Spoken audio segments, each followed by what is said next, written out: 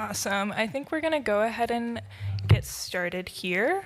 I'll let Kunal, or actually, I'll introduce myself first, and then I'll pass it off to Kunal. My name is Olivia Casada. I work with the Taskar Center. I'm currently the Community Engagements and Partnerships Manager for the lab, and I'm super happy to have you all in this room and online with us today. I'll let Kunal introduce himself. Hi everyone, my name is Kunal Mehta. I am a researcher and designer here with the Tasker Center. Um, uh, Thank you so much again for staying back for this session. I know we are coming towards the end of the day, and it's been a lot of content and a lot of sessions here. So thanks again. I know we had such a wonderful previous session. I don't need to say that we all have stories, because we all know that we all do know stories and we all have stories. But we all have, what we also saw was we all have stories within stories. Each of the stories, I'm sure, if we try to break each of those stories, there are at least 5 to 10 stories within each story, or at least maybe 3 to 5. So the idea today for this session is for us to reflect a little bit and use a tool called Journey Maps and see how do we prioritize what stories to communicate with decision makers. I know we have decision makers here as well, planners here as well. So how do we do that? And I guess next over to Olivia to take us through the next part. Yeah, so what I have on the screen now is just a few objectives for the day. And like Kunal said, we all have stories, and we've just highlighted a bunch of those, but we want to continue the conversations we started on the panel. So we're going to be doing a bit of a group activity today. I want to really encourage some last bit of active participation, even though I know it has been a long day for everyone. So just while we work through this today, keep in mind a few questions. I have those up on the screen, and I'll read them aloud now. What can we do with this knowledge? Where are the biggest opportunities for change? And how might we present stories in a compelling way? So before we get into the activity, I'm just going to give you a little bit of an intro to journey mapping. A journey map is a visualization of the process that a person goes through from start to finish to accomplish a goal, or in this context, we'll be using it to talk about completing a trip. That can be just planning a trip, because that in and of itself is a whole process, as we have heard from our panelists. But it also includes the navigating between home and transit and navigating connections. So the full complete trip, and a journey map is helpful because by splitting up that journey, and it is such a big process, into multiple steps or phases, it'll allow us to look more closely at each of the individual interactions along the way, and also help us identify opportunities for improvement. So I'm going to go ahead and switch the slide, and what we have up here is an example of a journey map that's been completely filled out according to a story that we heard from Jeff on our panel previously. And I will pass it over to Kunal to kind of explain how he has filled out this story, and also maybe give a slight recap of what Jeff shared previously. Thanks, Olivia. First of all, thanks so much, Jeff, for sharing the story beforehand. Really helped us prepare the content, and yeah, I want to say it's a wonderful story, but I shouldn't say that. But of course, it did help us do the content. So what we have is a journey map. Typically, there are different phases in a column. So taking a step back, we all heard Jeff's story where he was trying to get from Kirkland to Madison Park to see his grandson, and the good things that happened, the issues he faced, the things that went as expected, the things that didn't go as expected. We heard that, and we also heard those things in some or the other form in every story that was being shared. So what we have here is, and we'll have, all of us would do this together in a couple of minutes. What we have is different columns that are filled by me. So, each column is a phase where phase 1 is planning the trip, phase 2 is getting to the bus stop and transit stop and taking the first bus, which was 2:55. Next was the transfer. Next, was the other bus, and last phase was the end of the journey or getting to the destination. Now, these phases are completely made up by me, and all of us can make up these because it is supposed to be reflective and interpretative. So what we want to do is for us to pick stories from on our table, and these could be stories that are that were shared earlier by different panelists, or it could be a story that all of you on the table agree, or in the Zoom breakout room agree to do, and fill out the template. One big realization for me was, it was when I was trying to fill this out, was it's so personal that, what is something that worked well for me could be that it didn't work well or according to somebody else, it didn't work well. I've, for example, said in the first phase where, using HopeLink or using Find a Ride, and planning the trip worked well, but maybe didn't work well for Jeff, and somebody else might interpret that in a different way. So it's totally personal, although we are doing that in groups, so some discussion, I'm sure, but we are filling this in groups, and we want to do like journey maps that can help us prioritize issues. So we all have a Google Sheet. Yeah, so to the maps that are on the tables for in-person folks, we also have a link that is in the Zoom chat to a Google Sheets version of that for virtual folks, or for folks who paper is not accessible. You can fill it out that way. But like I said, we'd love if you worked in groups. We'll be we have a table set up in here, so you'll be kind of pre-grouped, but then we'll also have breakout sessions going on Zoom. And like Kunal said, we're just going to be breaking down either a story that you heard on the panel or maybe a story that is common among the folks at your table, and breaking them up into those different phases. However you may define them, it is totally subjective and personal to each of you. And then, you'll kind of go through exploring the positives and the negatives of each of those phases. And then there's also like midpoints or neutral feelings maybe. Not all of those boxes has to be filled in. Some of these may only have negative experiences when at a certain phase of the trip. They may also have only positive, so fill it out accordingly. And then when you finish, just maybe take a moment to explore the balance of how many positive interactions were there versus how many negative. And that can maybe suss out some of the themes and what were the negative or positive experiences. So we will give you probably about 15 minutes to do this. I know that we are running a little bit short on time, and I do want to let people go right at 4 o'clock to do a reception out here.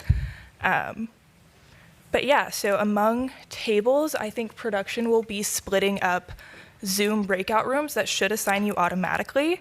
And then you can go to tinyurl.com/storytelling data sheet, and that will give you access to the online participation model. There's also markers and pens, I believe, and sticky notes if that's helpful on each of the tables. I'll kind of go around with Kunal and help, pop in with each table maybe. We'll do that until about 3:50, and then we'll kind of take the last 10 minutes, if that's okay with everyone, to share a little bit out about your experience making the journey maps and what you came up with.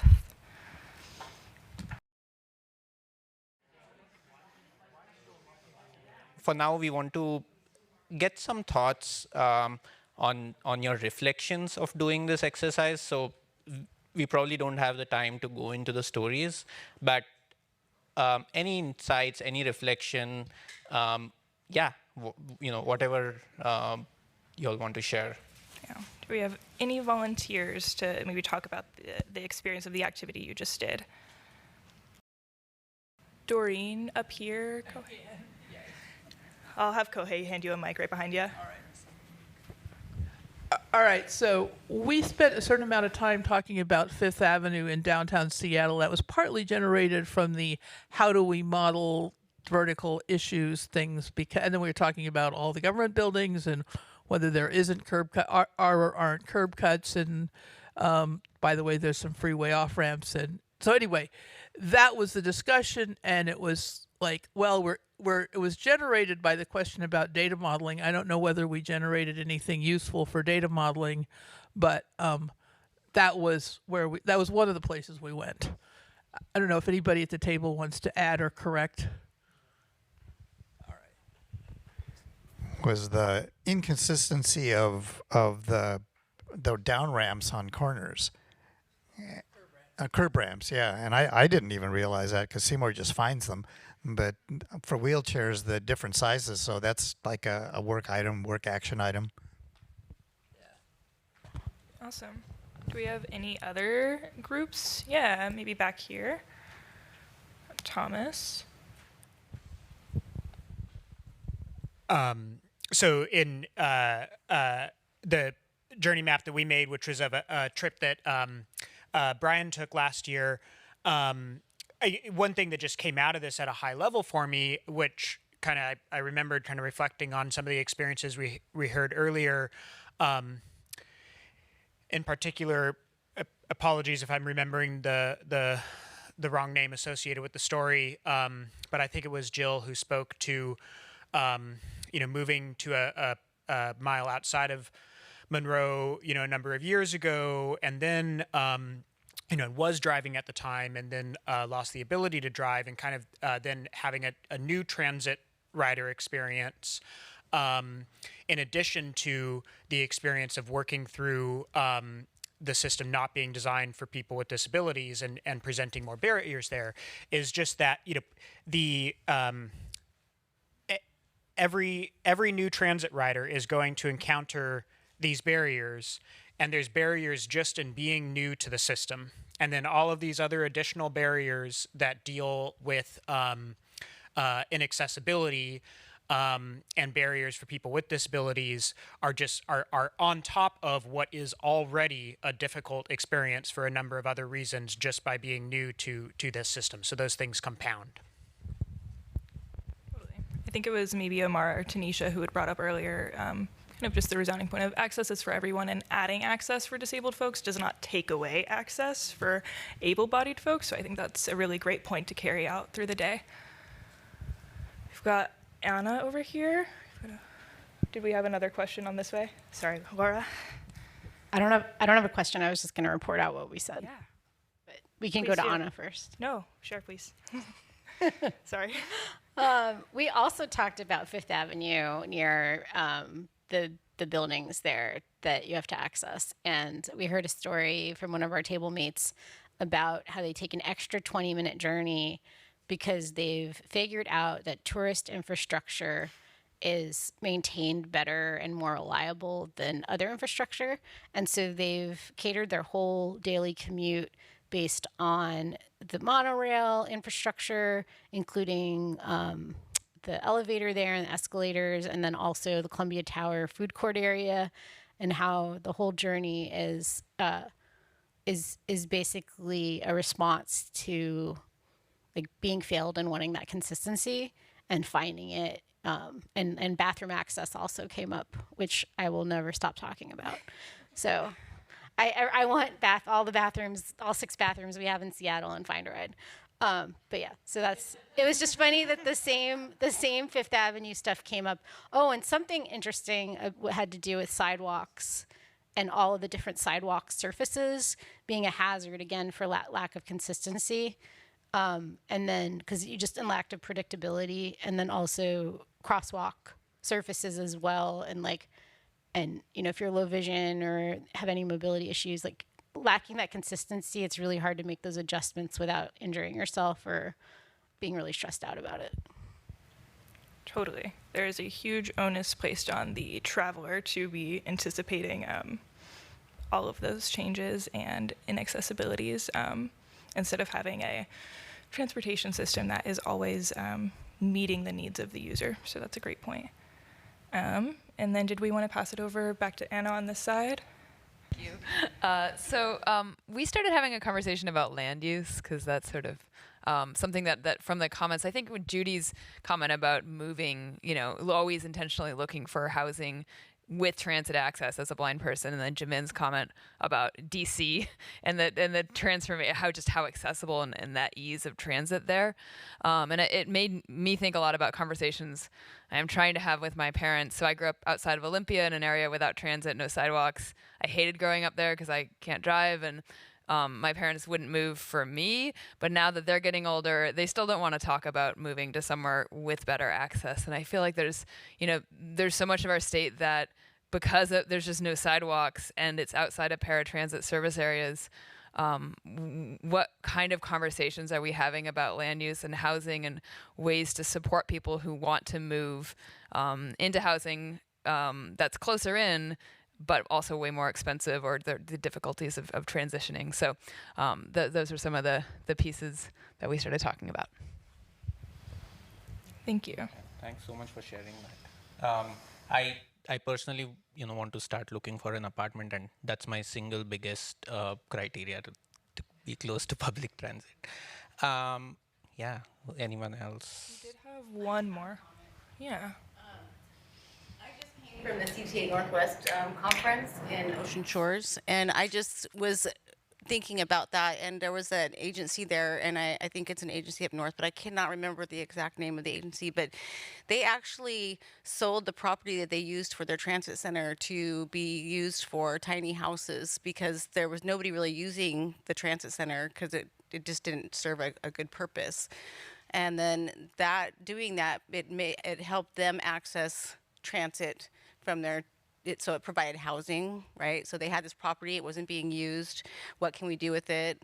It's, it didn't work the way we thought it would. And so now there's tiny houses on it. There's access to bus stops closer by instead of using a big transit center. So I just wanted to comment on that because I think that that's something that's important for us to think about in transit. How can we bring the transit out to the people instead of always expecting people to come in to the service area. So Awesome. And before we go, just wanted to reiterate what Kunal said. Tomorrow we'll be continuing this conversation, hopefully give people a lot more time to explore these ideas and also share out on them. Oh yes, please leave all of your paper artifacts if you'll allow me to steal them from you. I would love your data, please.